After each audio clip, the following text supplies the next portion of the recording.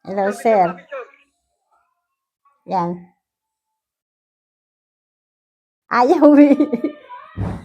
Ayun po. Yan. Pa. Sa likpan, oh. Ayun, yun yung ano nyo, oh. Ayun yung, itong green yan yung inyong certificate. Yan. Ayan. Ayan, ayan. Ayan po.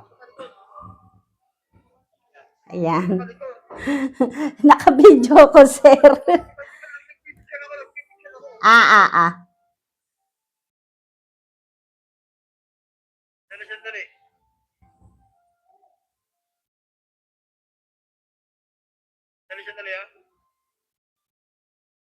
Ayan.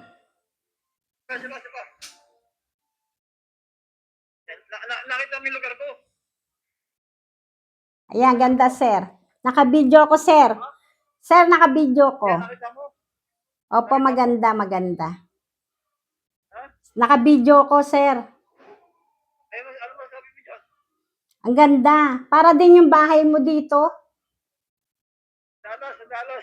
Opo nga, kamukha ng bahay mo sa ano. Di ba meron kang ganyang yari dun sa Hondagua?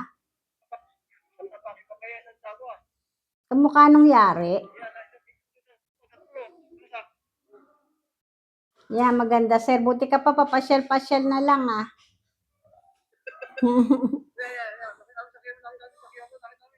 Yan, ganda po. Ayan, nakausap ko po yung aking advisor. O, ayan ang kanyang buhay. Ayan. Sir, pinapa... Ayan, o. Ayan, naka-video ka, sir. Ayan. Yan po yung aking instructor. Yan.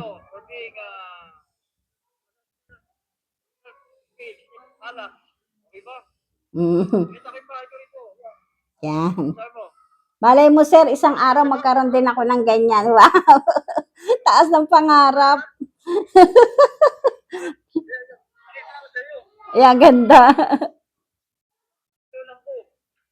Bahay mo yan, bahay ng kapatid mo.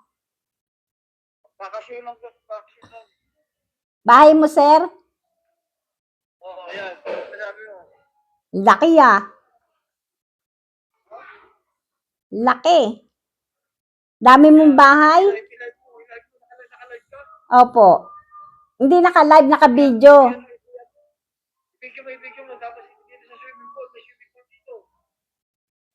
Ayan. Si Sir Gio po ang aking instructor, mentor, at advisor ko po sa field of massage. Yan. Yan. Bilog. Bilog. Eh, ang ganda. Maganda po. Para may pakita mo sa kanila. Yan, o. Di ba? Ganda, sir. Yan ang buhay sa Amerika. Hirap-hirap nga ng buhay dyan, eh. Masarap lang ang buhay dyan sa Amerika kung may kaya ka, kagaya mo, sir. Papasyal-pasyal lang. Pero kung mahirap ka lang at sa trabaho ka lang aasa, hindi magagawa yan. Yan. Maganda. Nakita mo ang Amerika, di ba? Opo. Ano kaya? Ayan. Swimming pool. Yan. Dito ako paupo-upo lang ako. Diba? Masasabi mo? Ako nga din po, nakaupo-upo lang kasi sirmaan akong pakiramdam din na po ako umalis.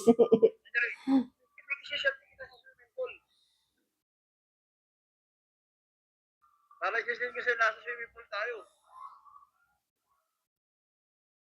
Pakita mo sa kanila. Okay ba? Wala na.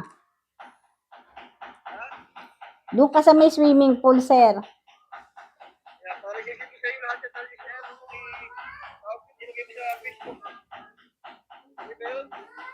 Pwede naman.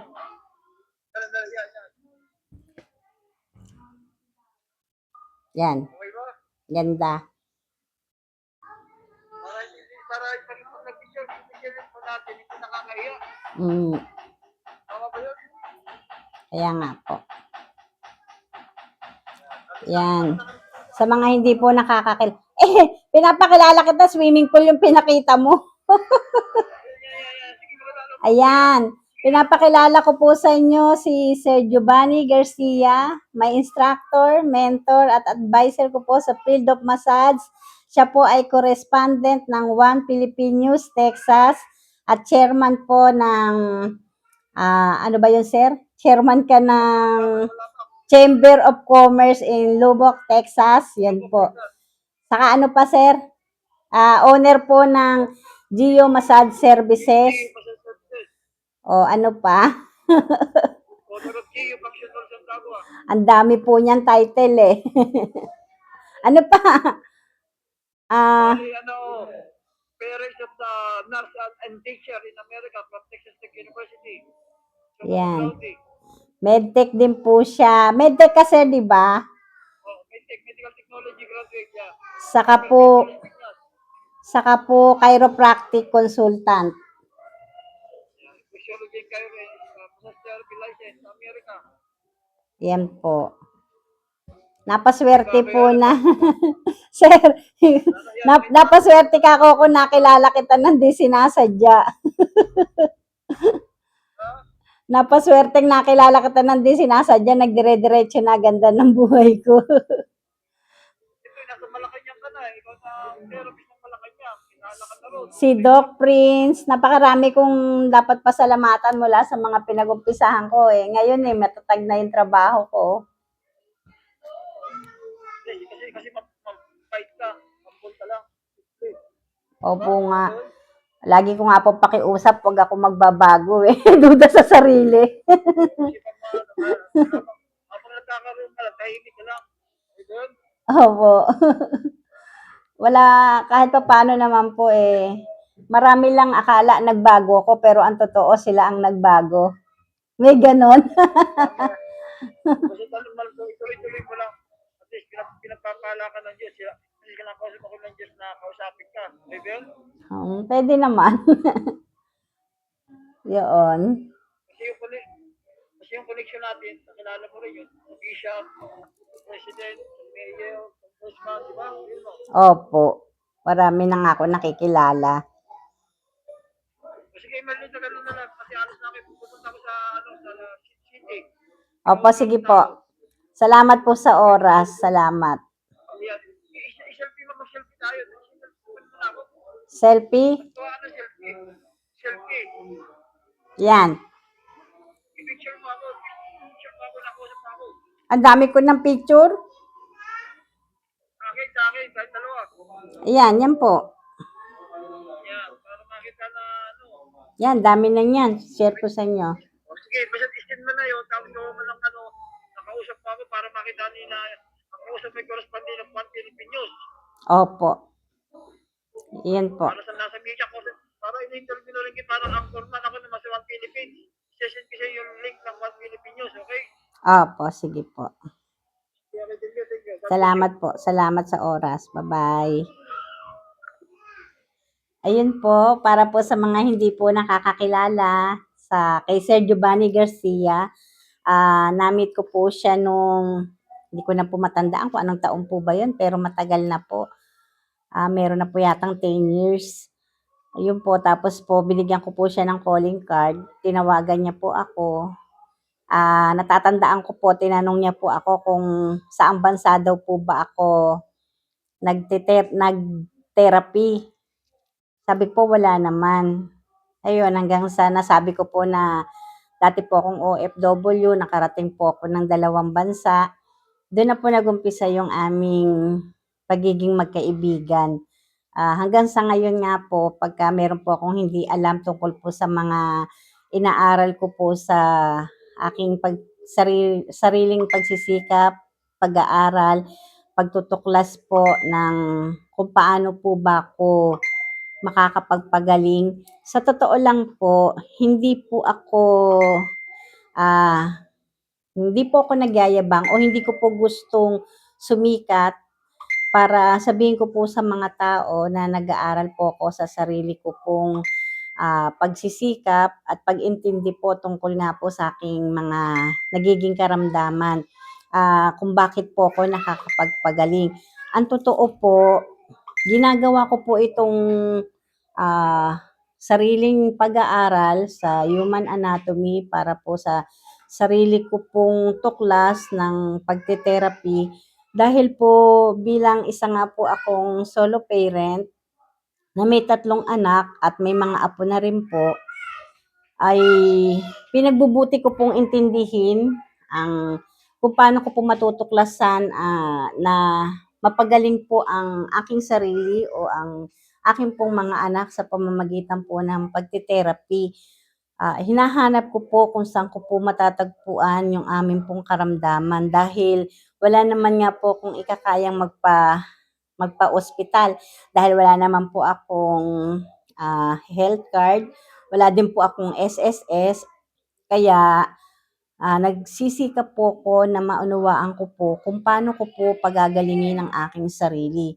Nadadamay na lamang po ang aking kapwa dahil nga po yung pong kung paano ko pong nai-apply sa aking sarili at sa aking pong mga anak ang aking pong natuklasang kakaibang pagte-therapy na ang therapy pala po ay nakaka-cure ng karamdaman ng mga cancer din po, kasali din po. Kasi po nakapagpapagaling po ako ng mga hanggang stage 2 cancer po.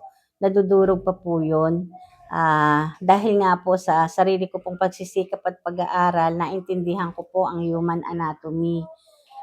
Sabi ko nga po sa inyo, hindi ko po 'to ginagawa para ako po ay sumikat o magyabang.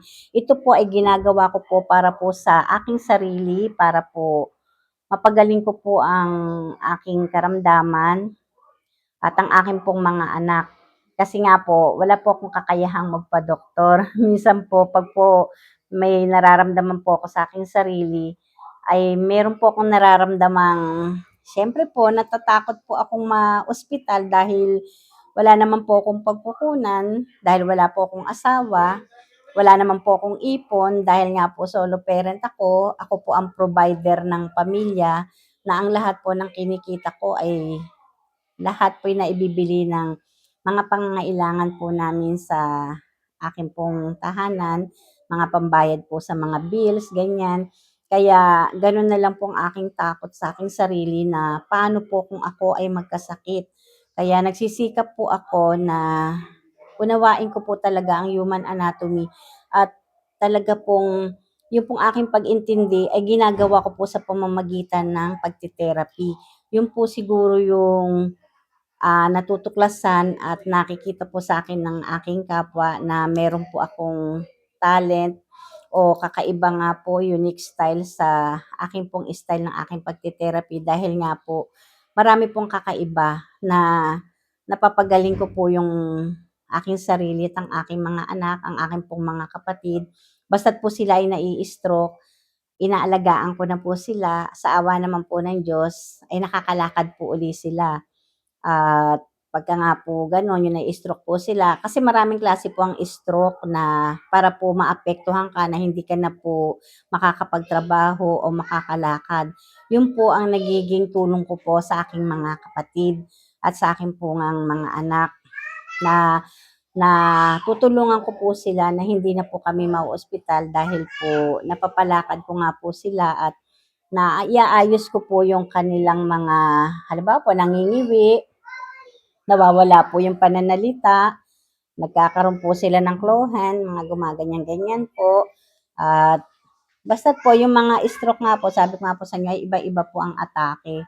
Kaya yun po yung laking pasasalamat ko po sa ating dakilang lumikha dahil nagkaroon nga po ako ng lakas ng loob na araling mag-isa at intindihin po kung ano po ba ang meron sa mga tungkol po sa mga medisina na yung kung paano po nag-oopera ang mga doktor, inaaral ko naman po kung paano ko po iti-treat sa aking sarili o sa aking mga anak na sa pamamagitan naman po ng pagte-therapy ay maaagapan po kung ano po ang merong kung ano man pong kadahilanan ng aking karamdaman na mga minor lang naman po ay mapapagaling po ng pagte-therapy. Yun po yung ah, pasasalamat ko po nga sa ating dakilang lumikha dahil nga po binigyan niya po ako ng lakas ng loob na intindihin ko po at unawain ng mga daing ng aking kapwa. At unang-una nga po, hindi naman po ako naghahangad ng yaman o ng dami po ng mga kliyente dahil ang isang tao po para sa akin po ay sapat na dahil nagne-networking naman po sila. Dahil po yung isa na ugat na therapy ko, nagkakaroon po yan ng sanga-sanga, nagkakaroon po ng anak, ng manugang, at ng mga apo. At yung pong mga girlfriend po ng kanilang mga anak, at hanggang nagkaasawa, yung mga biyanan, mga pinsan, ganun po nakarami. Kaya sabi ko nga po sa inyo, hindi ko po hangad ang magyabang. Ang hangad ko po ay ang ma-share ko po kung paano ko po na-treat ang aking sarili at ang aking pamilya sa aking pong kakaibang therapy. At yun na nga po, hindi ko naman po